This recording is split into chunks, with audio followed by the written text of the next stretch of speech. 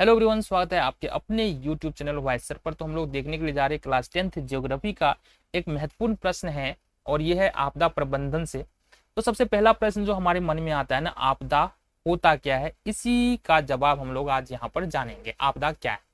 देखो, आपदा का मतलब क्या होता है? आपदा का मतलब होता है ऐसी कोई भी घटना जो जिससे भारी जान माल की क्षति होती है, आपदा कहलाती है। हम अगर अपने आसपास देखेंगे तो निरंतर कुछ ना कुछ घटनाएं घटती रहती है, लेकिन घटना को आपदा नहीं कहते। अगर कोई ऐसी घटना है जिससे बहुत ज्यादा जान माल की क्षति हो जाती है तो उसको हम लोग आपदा कहते हैं। जैसे कि मान लो अगर भूकंप आ रहा है हमारे आसपास में कहीं, या हमारे क्षेत्र में भूकंप आएगा, तो निश्चित तौर पर क्या होगा, अपार जान माल की क्षति होगा।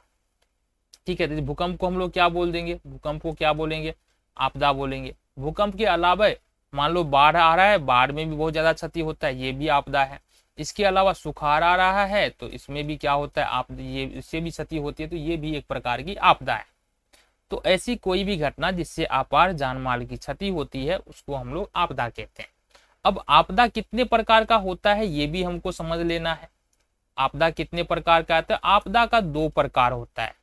कितने प्रकार का आपदा होता है? दो प्रकार का आपदा होता है। एक होता है प्राकृतिक आपदा, ठीक है, प्राकृतिक आपदा होता है, और दूसरा होता है मानव जनित या मानवीय आपदा।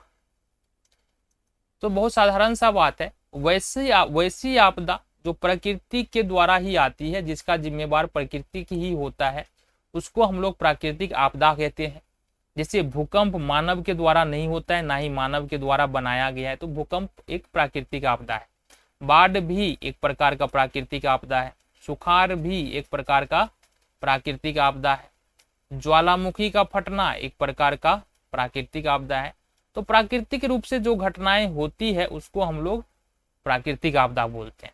मानवीय आपदा क्या बोलते हैं, इसको बोलेंगे तो वैसी आपदा जो मानवीय कारकों के कारण उत्पन्न होते हैं, मानवीय आपदा कहलाता है। जैसे कि परमाणु बम का फटना, परमाणु बम का फटना मानवीय आपदा में आ जाएगा। जैसे कि ट्रेन एक्सीडेंट हो गया, ट्रेन एक्सीडेंट हो गया, मानवीय आपदा हो गया। आग का लगना, आग लगना, अब इसका कुछ ना कुछ कारण तो मानवीय कारण होगा। आग का लगना मानवीय आपदा हो गया। आतंकवादी हमला, आतंकवादी गतिविधि, अब इसके कारण जो हानि होगा उसका जिम्मेवार कौन है? मानव है। तो ये सारे मानवीय आपदा है। तो यहाँ से समझ में आ गया होगा कि मानवीय आपदा क्या होता है, प्राकृतिक आपदा क्या होता है। यहाँ से देख लो, कोई भी घटना जिससे जान माल की भारी क्षति होती है आपदा कहलाती है। जैसे भूकंप, सुनामी, ज्वालामुखी। आपदा दो प्रकार के होते हैं। मानवीय आपदा जो मानव के द्वारा उत्पन्न होता है या मानव जिसके लिए जिम्मेवार होता है, मानवीय आपदा कहते हैं। और जो प्रकृति में स्वतः होता रहता है उसको हम लोग प्राकृतिक आपदा कहते हैं। दोनों के उदाहरण के बारे में हम पहले ही बात कर चुके हैं।